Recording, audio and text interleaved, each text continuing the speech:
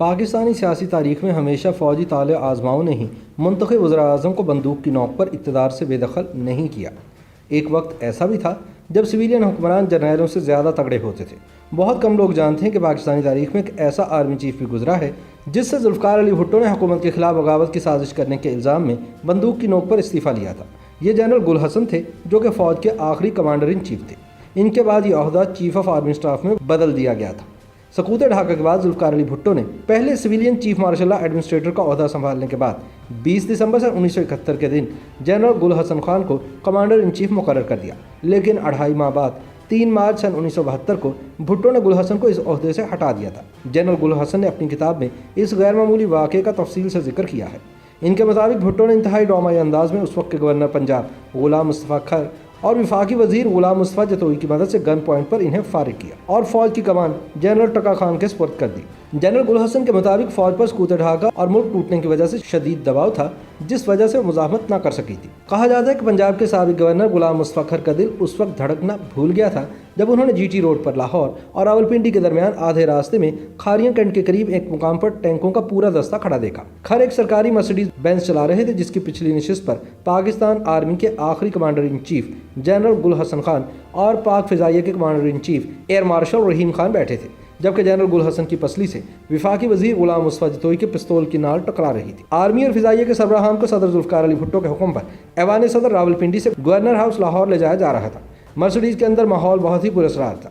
یاد رہے کہ یہ اس اجلاس سے پیدا ہونے والی صورتحال کا تسلسل تھا جب دونوں فوجی سربراہان کی صدر بھٹو سے ایوان صدر راولپنڈی میں ملاقات ہوئی تھی اور دونوں کو ان کے استعفوں کا تحریری مسودہ تھماتے ہوئے حکم دیا گیا تھا کہ ان پر دستخط کر دیں۔ دستخط کروانے کے بعد بھٹو نے اپنے بااعتماد سیاسی ساتھیوں غلام مصطفیٰ کھر اور غلام مصطفیٰ جتوئی سے کہا کہ دونوں فوجی سربراہان کو اپنے ہمراہ لاہور لے جائیں، جہاں اگلے چند دن تک انہیں محفوظ حراست میں گورنر ہاؤس میں ہی رکھا جائے۔ یہ واقعات جنرل گل حسن خان نے اپنی یادداشتوں میں درج کیے ہیں، جن میں وہ بھٹو کے ان سیاسی ساتھیوں کو ہائی جیکرز قرار دیتے ہیں۔ بھٹو کے ان ساتھیوں کو اغوا کاروں کی بجائے ہائی جیکر کے طور پر بیان کرنا بوڑھے اور گوشہ نشین جنرل کی دانشمندی تھی، کیونکہ آکسفورڈ یونیورسٹی پریس نے ان کی یادداشتوں کو جب شائع کیا تو 1993 میں راولپنڈی میں وہ ریٹائرمنٹ کی زندگی گزار رہے تھے اور اس وقت ملک میں سیاسی کشمکش اور افراتفری عروج پر تھی۔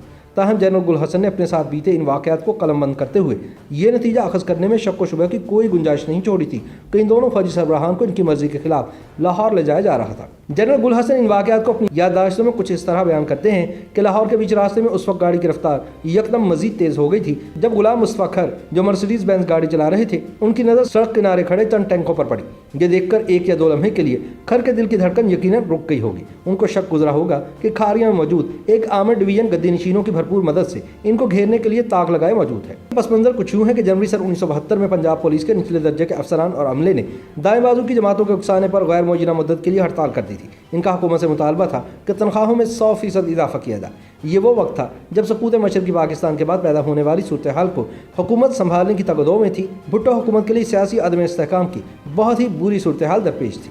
3 مارچ 1972 اتوار کی شام تھی جب بھٹو آرمی اور فضائیہ کے سربراہان پر سخت غصے میں تھے، کیونکہ ان دونوں نے ہڑتال کرنے والی پولیس کی جگہ آرمی اور فضائیہ کو تعینات کرنے کے ان کے حکم کو ماننے سے انکار کر دیا تھا۔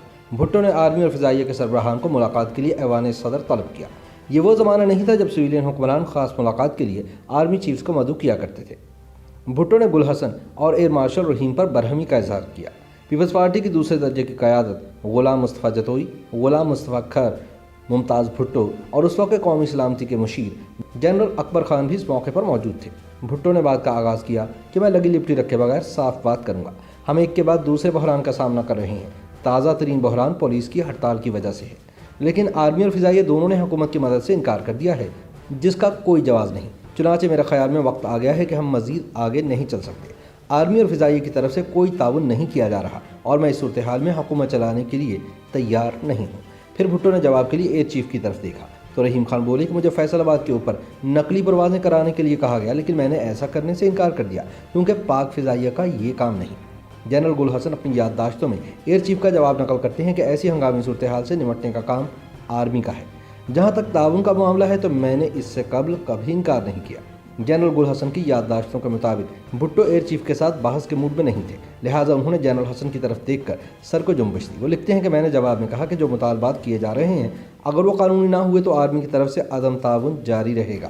जहां तक मेरी ज़ात का ताल्लुक है तो मैं तंग आ चुका हूं और कोई भी मुझे कागज़ कलम लाकर दे सकता है। मैं अभी इसी वक्त ओहदा छोड़ने को तैयार हूँ। जनरल गुल हसन के इस्तीफ़ा देने पर आमादगी का सुनकर भुट्टो ने अपने साथियों की तरफ देखा, जिन्होंने ब्रीफ केस खोला और 2 फाइल कवर्स निकालकर रहीम खान और मेरे हवाले कर दिए। इनके अंदर पहले से टाइप शुदा इस्तीफ़े थे। मेरे मांगने पर गुलाम मुस्तफ़ा जतोई ने कलम मुझे दिया। कागज़ पर दस्तखत करने के बाद मैंने फाइल कवर बंद कर दिया और भुट्टो के हवाले कर दिया। दस्तखतों की ये तकरीब जैसे ही ख़त्म हुई तो भुट्टो उठे और मुस्तफ़ा खर की तरफ सर का इशारा किया और हमसे मुसाफा करने के बाद चले गए। खर ने हमें आगाह किया कि अब हम उनके मेहमान होंगे। इसके बाद दोनों फौजी कमांडर्स के लाहौर की तरफ सफ़र का आगाज़ हुआ। गवर्नर सिंध मुमताज़ भुट्टो, गुलाम मुस्तफ़ा खर और गुलाम मुस्तफ़ा जतोई इनके हमसफ़र थे। जनरल गुल हसन अपनी याददाश्तों में लिखते हैं कि भुट्टो और इनके दरमियान बाहमी पुरखाश की कहानियाँ आर्मी और सिविल ब्यूरोक्रेसी में पहले ही ज़ुबान ज़द-ए-आम थी। बरसों बाद पंजाब के गवर्नर गुलाम मुस्तफ़ा खर ने एक इंटरव्यू में दावा किया कि इंटेलिजेंस ब्यूरो ने भुट्टो को इत्तला दी थी कि जनरल गुल हसन और एयर मार्शल रहीम खान के फौजी बगावत करने का इम्कान है। इस वाक़े का अहम तरीन किरदार बुजुर्ग सियासतदान गुलाम मुस्तफ़ा खर के बयान करदा वाक़यात की तरतीब वही है जो जनरल गुल हसन ने अपनी किताब में बयान की है।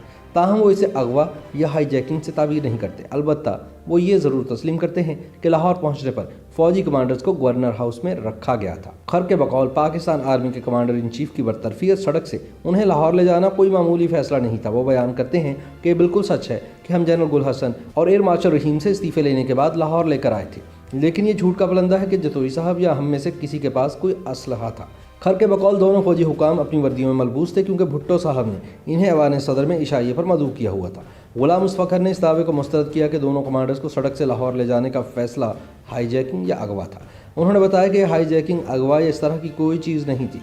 इनके मुताबिक जनरल गुल हसन के बारे में हमें बड़ी ख़तरनाक इत्तलात मिल रही थी, जिससे हमें पता चला कि भुट्टो साहब और उनके करीबी साथियों के बारे में जनरल साहब के मंसूबे बड़े ही ख़तरनाक हैं। हमने जवाब में अपना लाहे अमल बनाने का फ़ैसला किया, जिसकी हमारे बाद साथियों ने मुखालफत भी की, लेकिन हमने खुद से यह सवाल किया कि फ़ौजी क़यादत के मंसूबों का मुकाबला करने के लिए तारीख़ हमें किस तरह से याद रखेगी।